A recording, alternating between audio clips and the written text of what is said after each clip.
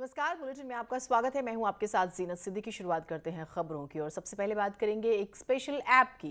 Early warning app इसका नाम है। आज CM Pushkar Singh Dhami early warning system की बात कर रहे हैं। मोबाइल ऐप का शुभारंभ करने वाले हैं। ऐप को आईआईटी रुड़की ने तैयार किया हुआ है। ऐप के जरिए भूकंप के बारे में जानकारी मिल सकेगी। सुबह 11 बजे सीएम जो है इसका एक तरह से ऑफिशियली आप लोगों के लिए समर्पित ये हो जाएगी। 11 बजे का वक्त है इस ऐप से जुड़े कार्यक्रम का।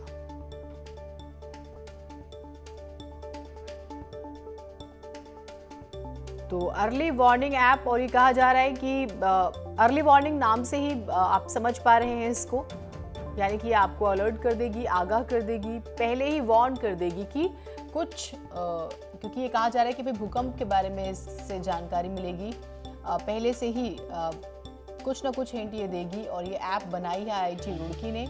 कितना वक्त लगा है इसमें और किस तरह से ये आपको अलर्ट करेगी, क्योंकि आप इसे एक अलार्म के तौर पे ले सकते हैं कि कुछ होने वाला है। आप देख रहे हैं अभी हाल फिलहाल में देखें कि लैंडस्लाइड्स हैं और कई बार भूकंप की बात भी हो रही है कि भाई भूकंप के बारे में जानकारी मिलेगी। तो हमें ये इसे ज़रूर समझने की कोशिश करेंगे कि कितनी कारगर है ये। इसके ट्रायल्स हुए हैं क्या, या जब इस ऐप को बनाया गया तो क्या चीज़ें खास तौर से ध्यान रखी गई।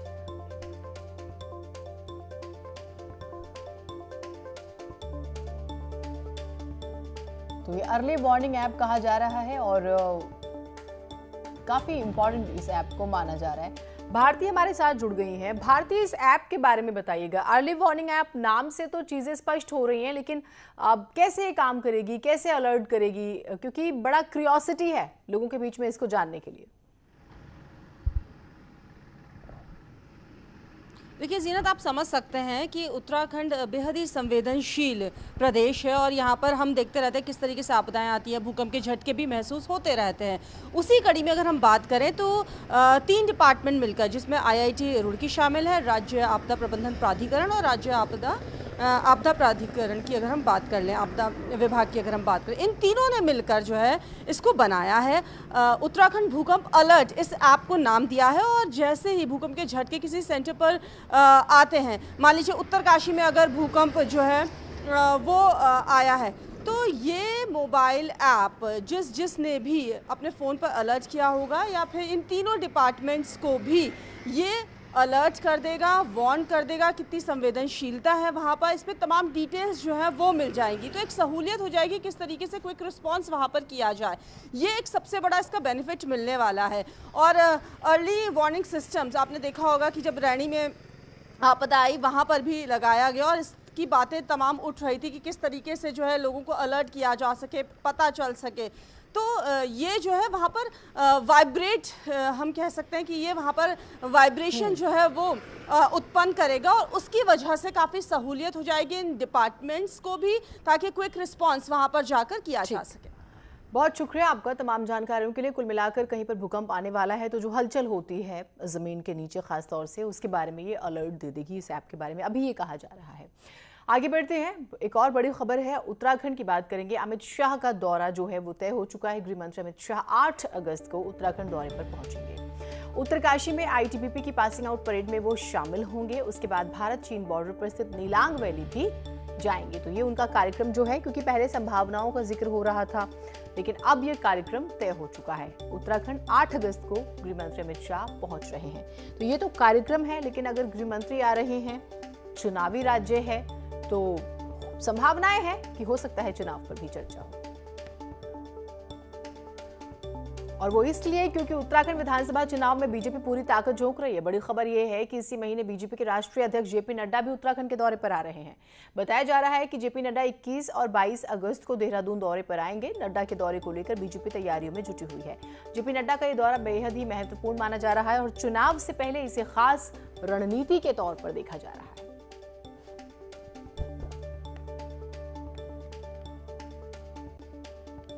उत्तराखंड विधानसभा का मॉनसून सत्र 23 अगस्त से शुरू होने जा रहा है। चुनाव से पहले इस सेशन के हंगामेदार रहने के आसार हैं। इसके लिए पक्ष और विपक्ष दोनों ने तैयारियां शुरू कर दी हैं।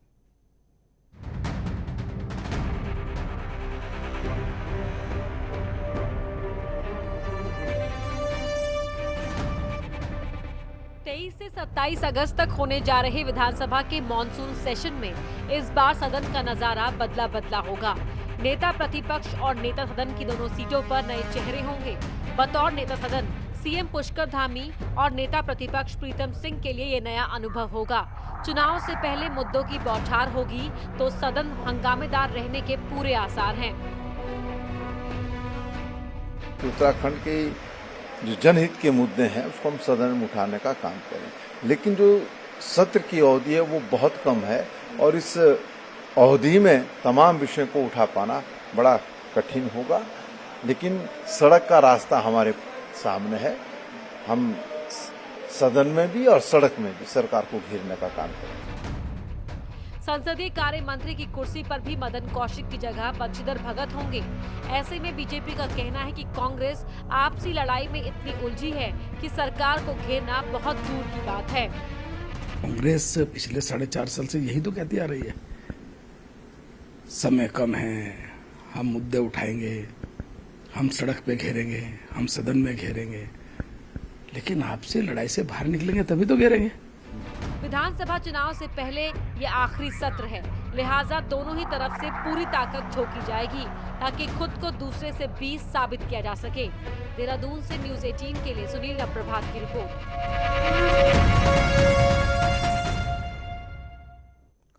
कांग्रेस का 3 दिन का विचार मंथन जो शिविर है मंगलवार से ऋषिकेश में शुरू हो गया है। करीब 4.5 साल बाद यानी 1500 से ज्यादा दिन में कांग्रेस की ये पहली बड़ी बैठक है और कांग्रेस के 3 बड़े नेताओं को उम्मीद है कि इस बैठक के अच्छे परिणाम आएंगे।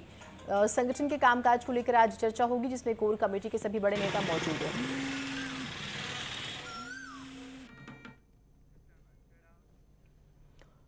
तो 2022 के चुनाव में ब्राह्मण सबसे बड़े किंग मेकर के तौर पर दिख रहे हैं। यूपी में जहां एसपी बीएसपी ब्राह्मणों को साधने में जुटी हुई है तो वहीं उत्तराखंड में भी देवस्थानम बोर्ड के बहाने कांग्रेस नाराज ब्राह्मणों को साथ जोड़ने के लिए उनका आशीर्वाद भी लेना चाहती है, उनसे माफी भी मांगना चाहती है।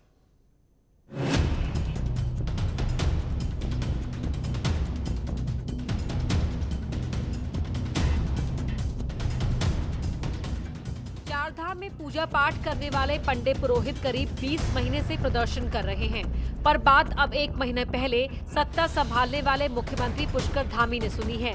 फैसला क्या होगा ये तो वक्त बताएगा, लेकिन चारधाम में नाराज बैठे ब्राह्मणों का आशीर्वाद अब कांग्रेस लेना चाहती है। गढ़वाल में कांग्रेस के कार्यकारी अध्यक्ष रंजीत रावत का कहना है कि वो खुद चारधाम में जाएंगे क्योंकि पुरोहितों के आशीर्वाद के बिना आगे नहीं बढ़ा जा सकता। निश्चित रूप से मैं जाऊंगा, मैं तीर्थ पुरोहितों से मिलूंगा और उनसे माफी भी मांगूंगा कि हमारी कमियों की वजह से हम सरकार से हटे और ऐसे लोग सरकार में आ गए जिनकी वजह से आपको कष्ट हुआ है। आप हमको आशीर्वाद दो, हम आपके मान सम्मान की फिर से बहाली करेंगे, ये विश्वास दिलाएंगे। कांग्रेस गढ़वाल से ब्राह्मण अध्यक्ष बनाकर पहला दांव चल चुकी है और कांग्रेस को लगता है कि उनका ये फैसला रणनीतिक और जातिगत फैक्टर पर सही साबित होगा। ऐसे में कांग्रेस पुरोहितों के साथ दिखकर ब्राह्मण वोटर्स में बड़ा मैसेज देना चाहती है।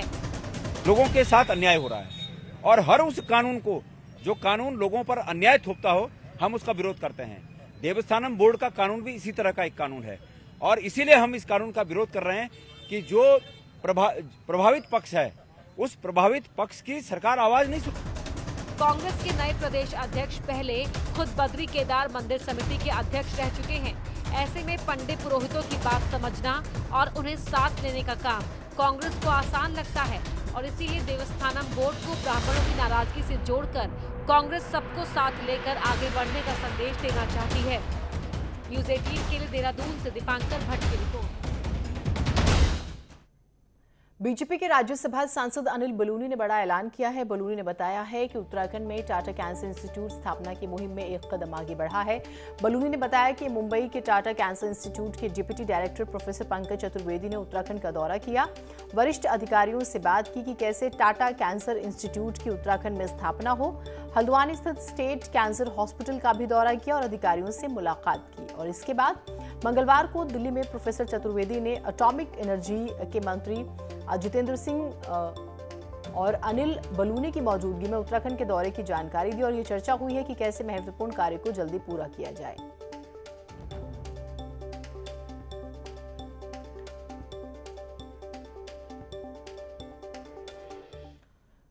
हल्द्वानी में बीजेपी के अंदर बवाल दिखने को मिल रहा है। मंगलवार को बीजेपी के उत्तरी मंडल के मंडल अध्यक्ष समेत कई पदाधिकारियों ने अपने पद से इस्तीफा दे दिया और इसके बाद प्रेस कॉन्फ्रेंस भी की। पदाधिकारियों का आरोप है कि नैनीताल के जिलाध्यक्ष समेत उनकी पूरी टीम मंडल टीम के कामों में ज्यादा दखल दे रही है, इसलिए उन्होंने इस्तीफा देने का फैसला लिया है। हालांकि बीजेपी के जिलाध्यक्ष का साफ कहना है कि जो लोग पार्टी के निर्देशों के मुताबिक काम नहीं कर पा रहे हैं वो इस तरीके के आरोप लगा रहे हैं।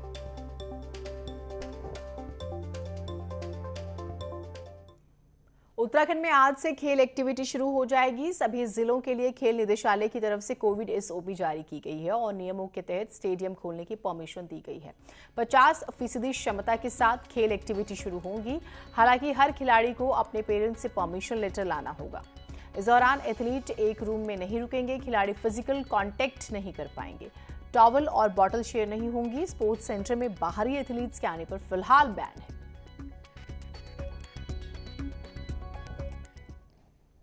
मौजूदा दौर में ये कल्पना से भी परे होगा कि कोई आदमी जो है आदिम युग जैसा जीवन जी सकता है।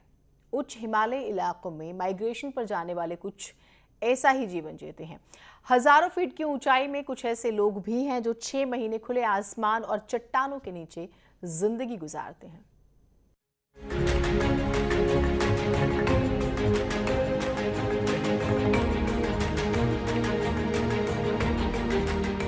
पिथौरागढ़ के ब्यास, चौदांस और दारमा घाटी के लोग मौसम के हिसाब से माइग्रेशन करते हैं।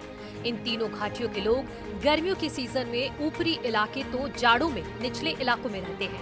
माइग्रेशन करने वालों में कुछ ऐसे भी हैं जो 6 महीने ऊंचे इलाकों में जंगलों के बीच रहते हैं।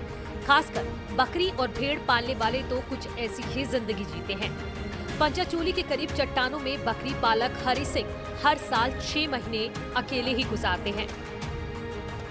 दूर तरफ रहता है, बुगा तरफ रहता है। 6 महीने रहने, 6 महीने नीचे रहने।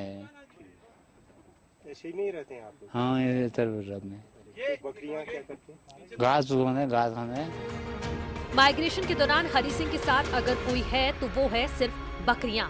13,000 फीट की ऊंचाई पर दिन में ये बकरियां बुग्यालों में चढ़ती हैं, जबकि रात के वक्त चट्टानों और पत्तियों के बने हरि सिंह के आशियाने में आ जाती हैं। बकरी पालक 6 महीने का भोजन अपने साथ लेकर जाते हैं, लेकिन इस दौरान ये शेष दुनिया से पूरी तरह कटे रहते हैं। बर्फीला तूफान आए या फिर बरसात, प्रकृति के हर झंझावत का ये अकेले ही सामना करते हैं।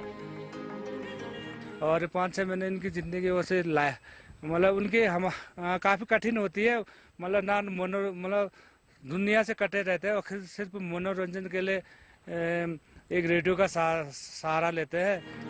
चमचमाते शहरों और आबादी के बीच रहने वालों के लिए बकरी पालकों की इस जिंदगी पर यकीन करना भले ही कठिन हो, लेकिन ये 100% सच है। आज के आधुनिक दौर में ये कल्पनाओं से भी परे होगा कि कोई इंसान इस तरीके के चट्टानों के नीचे रहता हो, लेकिन इस इलाके के लोग जो गर्मियों में ऊपरी इलाकों में प्रवास करने के लिए आते हैं, इसी तरीके से तकरीबन 6 महीने अपने गुजारते हैं।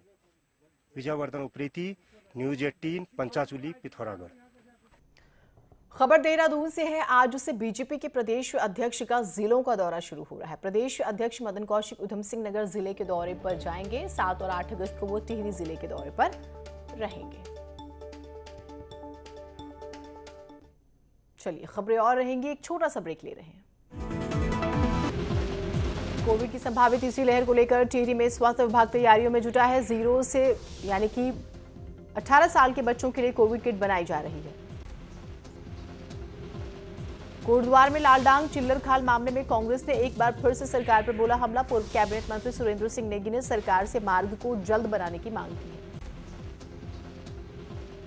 टिहरी जिले में खाद्य सुरक्षा विभाग द्वारा जांच के लिए भेजे गए दूध, दही, घी, तेल समेत शराब के 18 सैंपल फेल। विभाग ने सभी को नोटिस भेजा।